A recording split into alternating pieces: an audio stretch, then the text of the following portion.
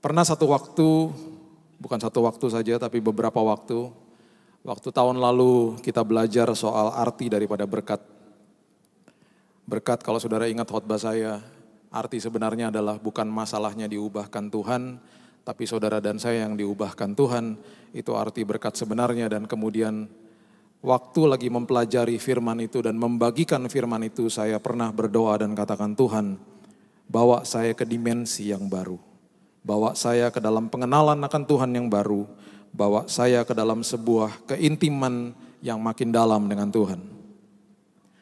Dan betul dia bawa saya ke padang gurun. Dan saya mengucap syukur buat padang gurun. Saya berdiri di hadapan saudara dan tanpa saya sadar hari itu saya sudah sakit. Selama 1 minggu itu saya sudah buang-buang air, saya sudah meriang.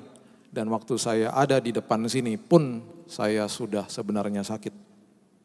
Seperti biasa kalau cuman badan-badan meriang saya abaikan.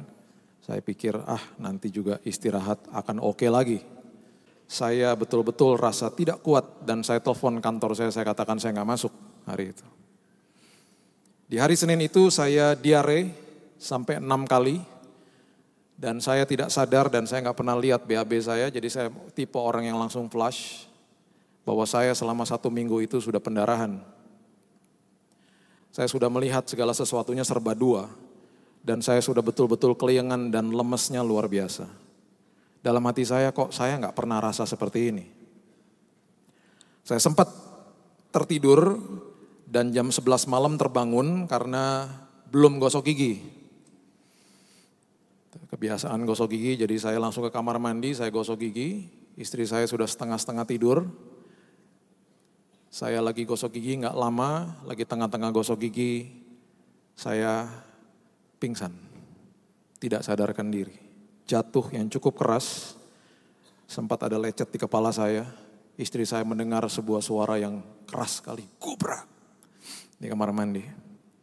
Waktu dia menghampiri saya terduduk. Dan saya langsung sadar, kata-kata pertama saya katakan, kenapa?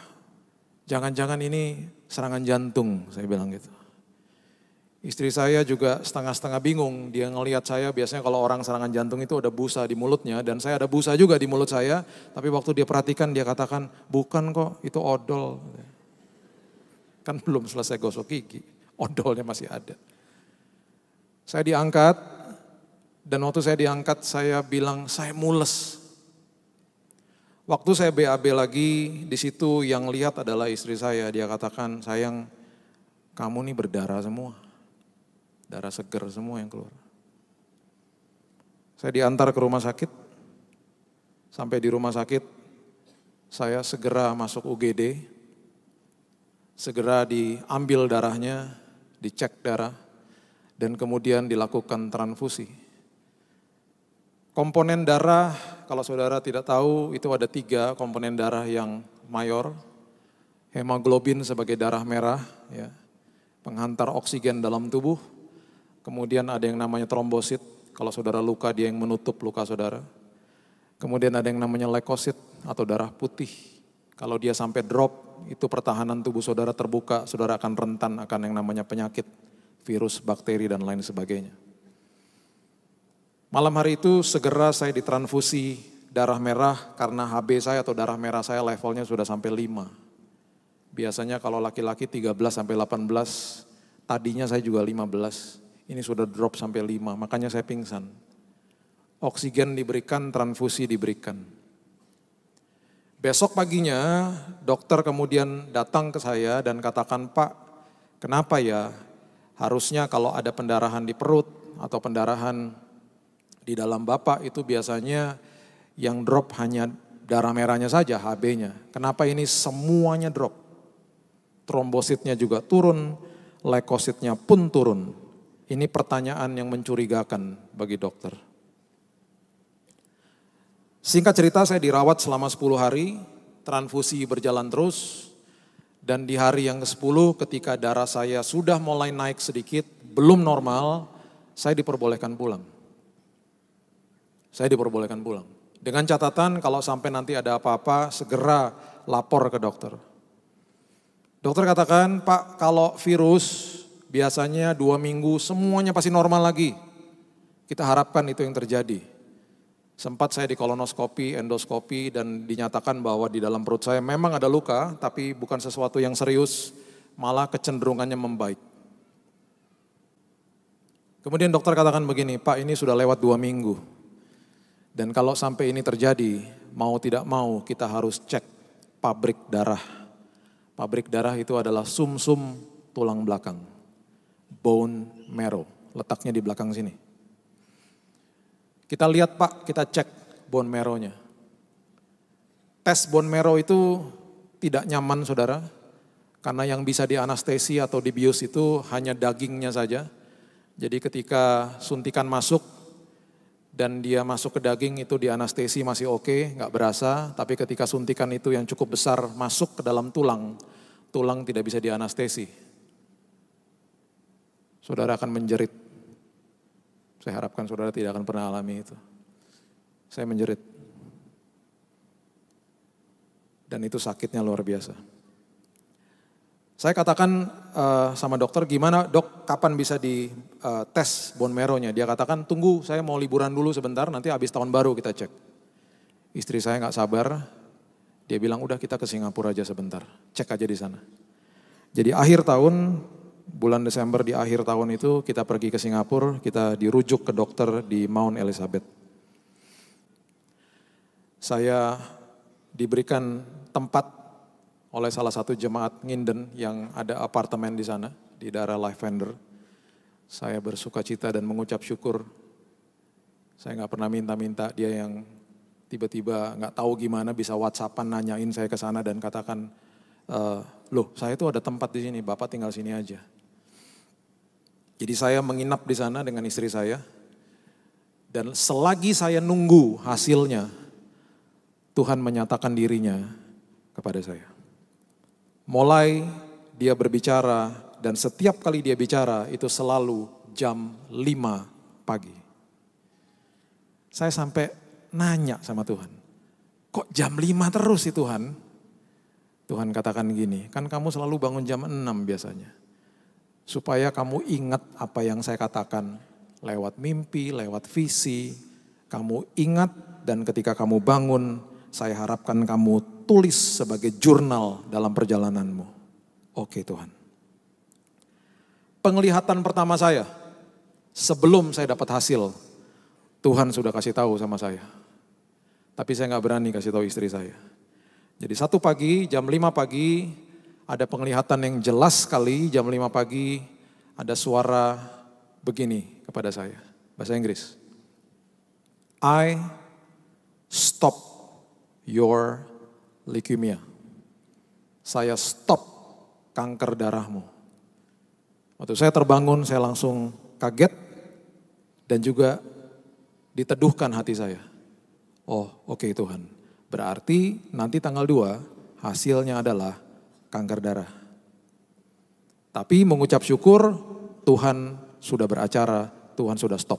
Oke Tuhan. Saya masih gak mau kasih tahu istri saya.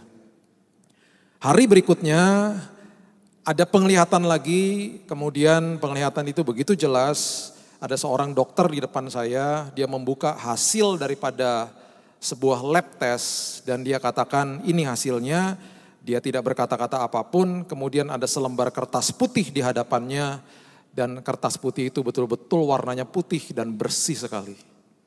Itu penglihatan kedua. Setelah itu lewat, kami ke dokter tanggal 2. Waktu masuk di kamar dokter, kemudian dia jelaskan perlahan-lahan, kemudian dia kasih tahu begini. I'm so sorry, saya minta maaf bahwa darahmu ini sudah terinfiltrasi.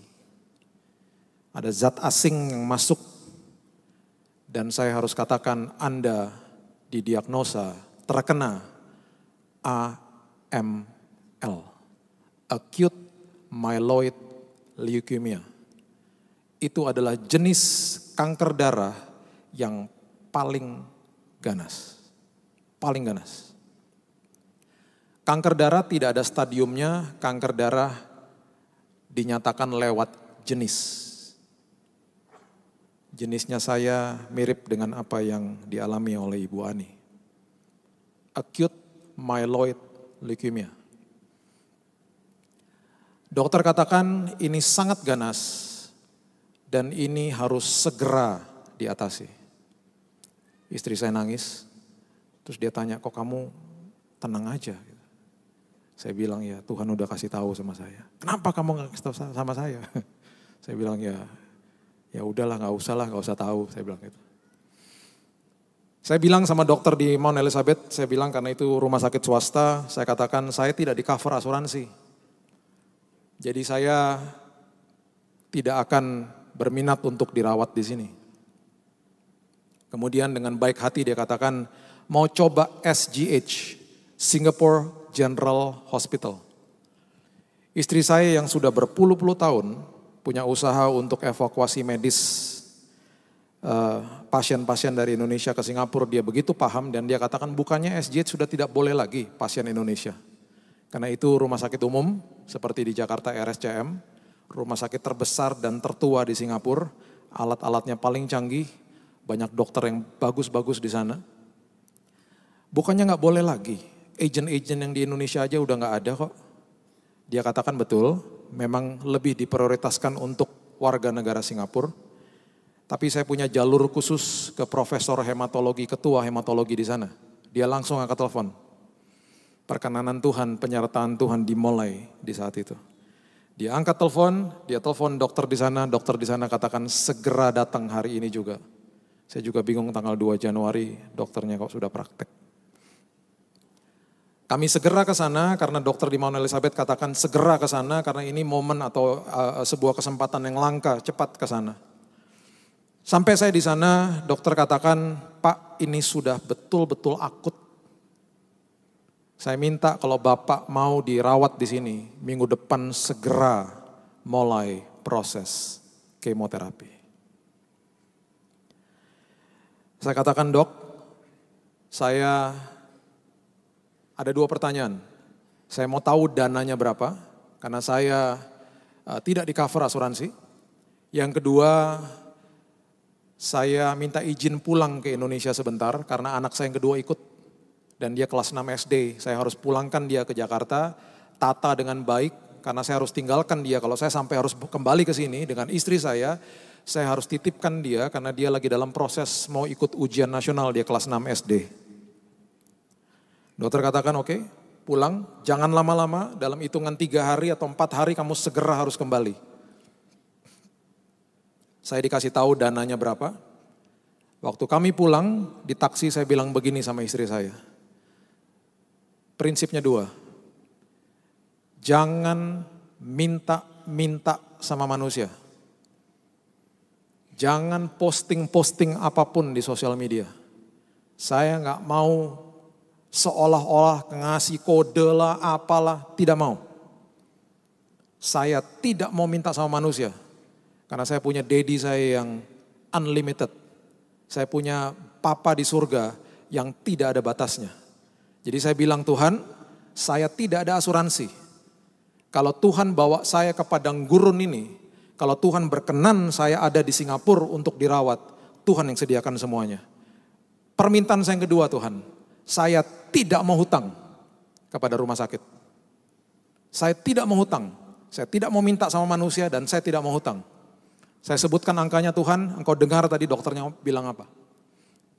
Kami pulang, sampai kami di Jakarta, di hari yang kedua atau yang ketiga, dana yang dokternya sebutkan itu ada di bank saya. Saya tahu siapa yang transfer, tapi saya nggak pernah kasih tahu mereka. Tuhan yang beracara, Tuhan yang kasih tahu, pergi ke Singapura. Oke Tuhan. Kami packing, saya atur anak saya, kemudian kami pergi ke SGH Singapura. Saya minta kamar yang berempat, yang murah-murah aja. Masuk di kamar itu, di hari-hari pertama tiba-tiba karena penyakit saya sudah makin akut, bau-bau makanan makanan rumah sakit sudah saya nggak bisa tahan. Ketika pasien yang lain sedang di-serving makanan, saya juga sudah mulai nggak tahan. Sampai-sampai saya minta sama dokter, dok boleh nggak kalau ada kamar yang single bed. Saya dengar di sini ada yang single bed, cuman kamar sendiri tapi bukan VIP. Ada, harganya sedikit lebih mahal, sedikit. Oke, saya usahakan. Dia cari, 1-2 hari dia kembali, dia bilang begini, udah habis kamarnya. Tapi kami ada kamar di ujung, kamar itu adalah super suite VIP. Ada ruang tamunya, ada kulkasnya, bagus kamarnya besar. Saya nggak tahu gimana, dokternya bilang, kami izinkan kamu masuk dan pindah kamar itu. Dan kamu nggak usah bayar rate-nya kamar itu, kamu bayar kamar yang cuma satu bed itu. Perkenanan Tuhan dimulai. Saya ada 80 orang yang menjenguk saya selama saya 2,5 bulan di Singapura. Beberapa dari jemaat Nginden, saya mengucap syukur berterima kasih Bapak Ibu menyempatkan diri ketika mendengar saya sakit untuk hadir di sana. Ada beberapa dari Bapak Ibu yang waktu itu datang lagi sakit flu, tidak diizinkan naik, saya mohon maaf. Istri saya harus turun menemui mereka di bawah. Tapi saya betul-betul terharu. Ada yang dengar dari temannya konfirmasi dan kemudian datang. 80 orang semuanya saya fotoin. Saya nggak akan pernah lupa. Jadi waktu mereka datang, mereka ada tempat yang layak, yang baik. Mereka bisa mengunjungi, kami bisa berdoa dan ada tempat duduk yang enak, kamarnya besar. Kamarnya enak. Sebelum proses kemo dimulai, dokter harus membacakan protokolnya kepada saya. Dan ini yang saya bilang, yang namanya kenyataan hidup. Kenyataan hidup. Dia bilang kepada saya, dia bilang begini, Pak, kalau Bapak tidak kemo, karena AML adalah jenis kanker darah yang paling ganas, dan setelah kami tes hasilnya, umur Bapak, saya divonis ya, hanya 3-6 bulan. Bukan 3-6 tahun, 3-6 bulan. Jadi kalau saya masih berdiri di sini, ini karena anugerah Tuhan. Semua karena anugerah Tuhan. Kemudian dia kasih tahu lagi, kalau Bapak di kemo, kami mau tidak mau harus memberikan kemo dengan dosis yang sangat berat. Mau tidak mau, karena ini sudah akut sekali. Secara medis namanya istilahnya induksi. Apa yang dilakukan? Mereka akan masukkan cairan kemo ke dalam tubuh saya. Dan cairan itu akan dimasukkan 7 hari kali 24 jam non-stop. Cairan kemo itu tidak bisa dimasukkan lewat yang namanya infus biasa di tangan. Infusnya harus dari sini, pembuluh darah besar. Jadi saya masuk ke ruang semi operasi dipasang line namanya. Masih ada, minggu depan baru dicopot. Ini bisa bertahan 1 tahun, salurannya lebih besar. Supaya cairan kemonya bisa masuk dan lebih maksimal katanya. Saudara tahu cairan kemo itu 1 bag isinya 500 mili dan dia akan netes terus masuk ke dalam tubuh saya. 7 hari kali 24 jam. Dan cairan kemo itu ketika dibersihkan, ketika suster lagi membersihkan, susternya kasih tahu saya kalau sampai ada 1 tetes pun terjatuh di atas tangannya dia. Misalnya terjatuh di atas tangannya dia. Tangan suster itu akan terbakar, saudara, kulitnya. Saudara bisa bayangkan cairan yang begitu keras masuk ke dalam tubuh saya. 7 hari kali 24 jam. Makanya dokternya bilang begini, ketika cairan kemo itu masuk, kami harus membacakan protokol bahwa Bapak ada kemungkinan masuk ICU, kena infeksi, koma, hidup di dalam life support pakai mesin, dan ujung-ujungnya meninggal. Karena tubuh Bapak gak kuat. Jadi gak kemo umurnya cuma 3-6 bulan, di kemo pun ada kemungkinan meninggal. Itu yang saya bilang kenyataan. Saya dengar ini semuanya, setelah saya dengar ini semuanya, setelah dokternya keluar, saya bilang sama istri saya, wow, seru ya. Seru ya, kenyataan hidup ini seru, luar biasa. Baca bersama-sama saya di Ulangan, saudara. Ulangan pasal yang ke-8 ayat yang kedua. Ulangan pasal yang ke-8 ayat yang kedua. Ingatlah kepada seluruh perjalanan yang kau lakukan atas kehendak Tuhan Allahmu di padang gurun selama 40 tahun ini. Dengan maksud, kalau saudara dibawa Tuhan ke padang gurun, dengan maksud merendahkan hatimu. Dan mencobai engkau. Mencobai bahasa aslinya adalah testing, menguji engkau. Untuk apa? Untuk mengetahui apakah yang ada di dalam hatimu. Apakah engkau berpegang pada perintahnya, perintah Tuhan atau tidak. Ketika Tuhan bawa ke padang gurun itu untuk merendahkan hatinya Bili Lantang. Dan untuk menguji hatinya dia, apakah dia betul-betul berpaut atau terpaut sama firman Tuhan. Dan waktu saya masuk ke sana, saya terus memegang Amsal 4 ayat 20 sampai 23 yang berbunyi begini. Amsal 4 ayat 20.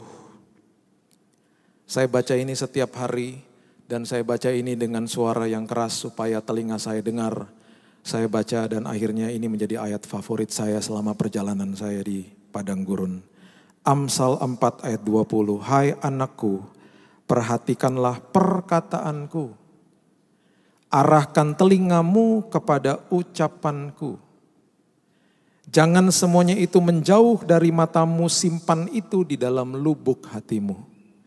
Jangan jauh-jauh sama firman Tuhan, simpan in the midst of your heart, taruh di dalam hatimu. Kenapa? Karena ini. Karena itulah yang akan menjadi kehidupan bagi mereka yang mendapatkannya dan kesembuhan bagi seluruh tubuh mereka. Jagalah hatimu dengan segala kewaspadaan karena dari situlah terpancar kehidupan. Kalau tadi yang namanya diagnosa dokter atau protokol dokter itu namanya kenyataan, ini namanya kebenaran. Catat ini baik-baik, kenyataan harus tunduk kepada kebenaran. Jadi yang namanya padang gurun, saudara mengalami kesulitan hidup. Saudara mungkin sedang sakit pada sore hari ini. Saudara mungkin ada hutang, saudara ditipu orang mungkin. Atau saudara sedang mengalami masalah rumah tangga dan lain sebagainya dan lain sebagainya. Itu kenyataan. Tapi ada yang namanya kebenaran. Ketika saudara mengenal kebenaran, mendengar ucapan Tuhan, menaruh ucapannya di dalam hati saudara, kenyataan harus tunduk kepada kebenaran. Jadi setiap kali dokter masuk dan dia memberitakan diagnosa demi diagnosa. Setelah dia keluar saya katakan, terima kasih Tuhan, itu realita, itu kenyataan. Di dalam nama Tuhan Yesus, kenyataan itu akan tunduk kepada firman Tuhan. Di dalam nama Tuhan Yesus, kenyataan itu harus tunduk kepada kebenaran. Dan saya katakan di dalam nama Tuhan Yesus, bilurmu sudah menyembuhkanku. Saya berdoa kepada Tuhan, Tuhan jangan sampai saya infeksi ya Tuhan. Ada doa yang dijawab, ada yang doa Tuhan gak jawab langsung. Tapi dia katakan gak apa-apa, saya biarkan kamu lewati itu. Tapi aku pastikan aku akan ada di situ menyertaimu. Jadi yang namanya lembah kekelaman itu saya lewati. Kanan kiri saya gelap. Kan lembah kekelaman, gelap semua. Tapi apakah saya jalan di dalam kegelapan? Tidak pernah. Karena saya jalan di dalam terangnya Tuhan. Di dalam lembah kekelaman. Kanan kiri saya gelap. Di lantai saya banyak pasien yang berteriak karena sakitnya luar biasa ketika di kemo. Ada yang berteriak, I wanna jump. Saya mau loncat saja dari kamar ini. Susternya ditendang dan lain sebagainya. Ada yang meninggal dan lain sebagainya. Gelap di mana-mana. Tapi ketika saya mengucap syukur hari lepas hari. Capek pernah nggak? Oh pernah. Sedih pernah? Sedih pernah. Nangis pernah? Pernah. Tapi nggak pernah bersungut-sungut. Nggak pernah komplain. Tiap hari bangun bilang terima kasih Tuhan. Walaupun bercucuran air mata sama istri saya. Selalu bilang thank you Lord. Karena di dalam lembah kekelaman aku berjalan di dalam pelitanya Tuhan. Kenapa saya katakan pelita? Karena dia nggak pernah kasih lampu sampai di ujung terowongan.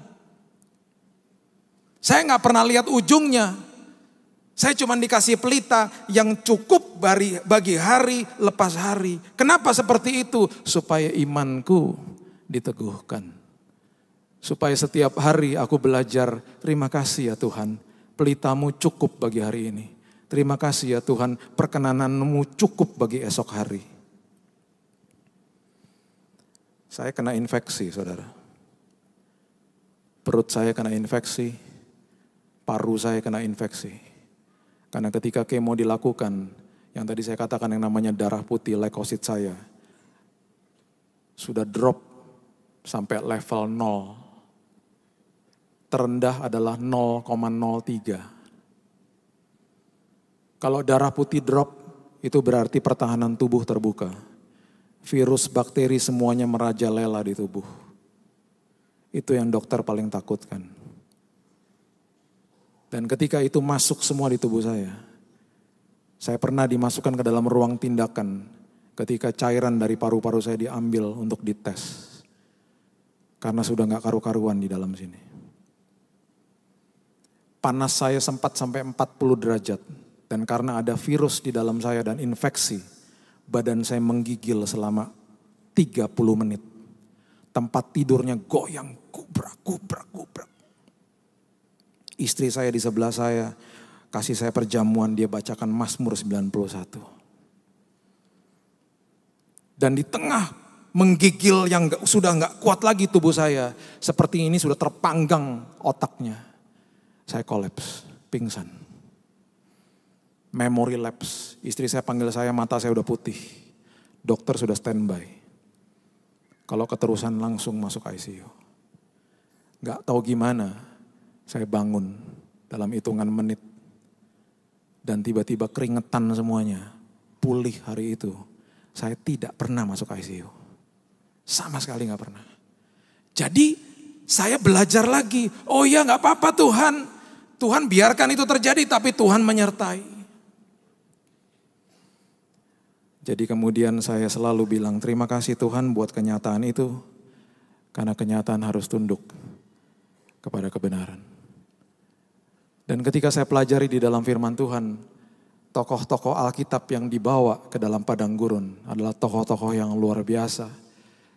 Makanya kenapa saya mau beritahu kepada saudara, kalau saudara dibawa ke padang gurun sama Tuhan, ngucap syukur saudara ada di dalam daftar elit. Daftar yang sangat elit. Musa dibawa ke padang gurun, Yusuf dibawa ke padang gurun, Yohanes Pembaptis dibawa ke padang gurun, Yesus pun dibawa ke padang gurun. Dan semua orang tokoh Alkitab yang dibawa ke padang gurun ketika mereka keluar dari padang gurun, mereka menjadi manusia-manusia dahsyat bagi Tuhan. Dahsyatnya luar biasa. Jadi kalau dibawa ke padang gurun menghadapi masalah, bilang terima kasih Tuhan. Saya masuk dalam daftar elit tokoh Alkitab. Apapun yang aku minta, di dalam nama Tuhan Yesus, He will do it for me. Dia akan lakukan bagi saya. Whatever, anything. Saudara bisa kutip ayat itu. Saudara bisa kutip lagi, Yohanes 14 mengatakan, hatiku tidak gelisah karena aku percaya kepada Bapa dan Yesus. Let your heart not be troubled. Ketika saudara menghadapi sakit penyakit, bilurnya sudah menyembuhkanku. Kenapa? Karena it is written, sudah tertulis. Dan kenyataan engkau harus tunduk kepada kebenaran. Itu yang Yesus lakukan. Itu teladan yang harus betul-betul dijalankan sama anak-anak Tuhan. Sudah tertulis. Karena firman itu hidup. Setelah saya menggigil dan pingsan Di dalam perawatan yang berikutnya saya mengalami hal yang sama. Dan waktu saya belajar firman ini, mulai ketika berikutnya ada hari-hari yang berikutnya saya sudah mulai menggigil lagi. Istri saya bilang begini, aduh panggil suster, panggil dokter. Saya bilang tunggu dulu. Kali ini kita gak usah panggil suster, gak usah panggil dokter. Kita di kamar berduaan, badan sudah mulai menggigil. Leukosit saya darah putih sudah 0,03, sudah hampir gak ada. Saya bilang, kita sudah belajar firman, sudah tertulis. Jadi waktu istri saya mulai berdoa, saya bilang, biarkan kita berdoa dengan kata-kata seperti Yesus ucapkan. Saya mulai ucapkan firman ini. Badan sudah mulai menggigil. Kalau diterusin pingsan lagi seperti kemarin-kemarinnya. Dan saya katakan, Tuhan sudah tertulis bahwa aku disembuhkan oleh-Mu. Sudah tertulis, aku perkatakan kesembuhan dan panas ini turun Tuhan. Aku tidak menggigil lagi. Sempat menggigil 10 menit setelah saya perkatakan sudah tertulis. Tiba-tiba itu panasnya turun semuanya dari badan, hilang dari kaki. Istri saya katakan, wow, aku bisa rasa ada kuasa yang masuk lewat kakimu. Kita tiba-tiba berdua tertawa, seru banget ya. Perjalanan di padang gurun luar biasa. Setelah saya mengidap infeksi, tagihan rumah sakit membengkak 2 kali lipat. Setiap 5 hari ada petugas dari business office, dari tempat tagihan rumah sakit yang masuk ke kamar. Lihat dokter, lihat suster masih oke, kami masih bisa tersenyum. Lihat tukang tagih kita suka, iya dia lagi datang. Bawa amplop dan selalu tersenyum, halo. Hati kita suka gini, tagihan. 5 hari lagi, tagihan. Pernah udah 5 hari, orang tagihan gak datang. Terus kita bilang, lupa kali ya. Tiba-tiba gak datang terus. Sampai 10 hari. Dalam hati saya bilang sama istri saya, waduh 10 hari. Pasti kalau datang besarnya luar biasa nanti. Betul. Pas 10 hari datang dibuka amplopnya, Tuhan besar banget. Kalau saudara tanya gimana sih Pak kesan-kesannya? Saya sukacita, saya senang jalan sama dia. Karena selalu ada kepastian di dalam dia. Kadang-kadang lihat di depan mata, waduh, tapi langsung ingat, oh iya ya, punya daddy yang tidak punya batas. Langsung saya baca bilang, Dad, lihat ya, oke ya, udah lihat ya, oke. Masukin lemari. Gak tahu gimana, ada aja yang ngasih ya. Sekali lagi ya, gak pernah minta siapa-siapa, gak pernah kasih kode di sosial media, makanya saudara kalau cek sosial media saya, gak pernah ada bilang, wah saya lagi sakit, gak ada, tidak ada. Gak ada. Dan saya bilang Tuhan saya gak mau berhutang. Keluar dari treatment pertama. Membengkak semuanya. Tagihan membengkak. Semuanya terbayar lunas sama Tuhan. Lunas. Sepertinya Tuhan kasih tahu gini. Gak ada asuransi, gak apa-apa. Saya sumber yang tak terbatas. Gak masalah bagi saya. Malahan dikasih uang lebih sama Tuhan. Nih kalau mau treatment berikutnya saya kasih lebih malahan. Saya dibilang sama dokter, kita cek bone marrow lagi ya. Dicek lagi, kita lihat hasilnya dari kemo yang pertama.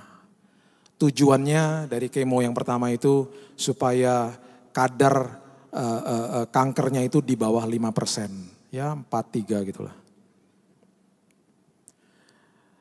Saya dipanggil setelah selesai dites, masuk ke kamar dokter. Dia duduk, saya duduk, istri saya duduk. Dia katakan, Pak, kami tidak menemukan satupun sel kanker dalam tubuh Bapak. Bapak dinyatakan clean, bersih, total. Saya nanya lagi sama dia, loh katanya waktu itu katanya di bawah 5. 1, 2, 3, 4, 5%. Dia sampai lihat saya gini, no, you are clean, nothing. We found nothing. Kenyataan harus tunduk sama kebenaran.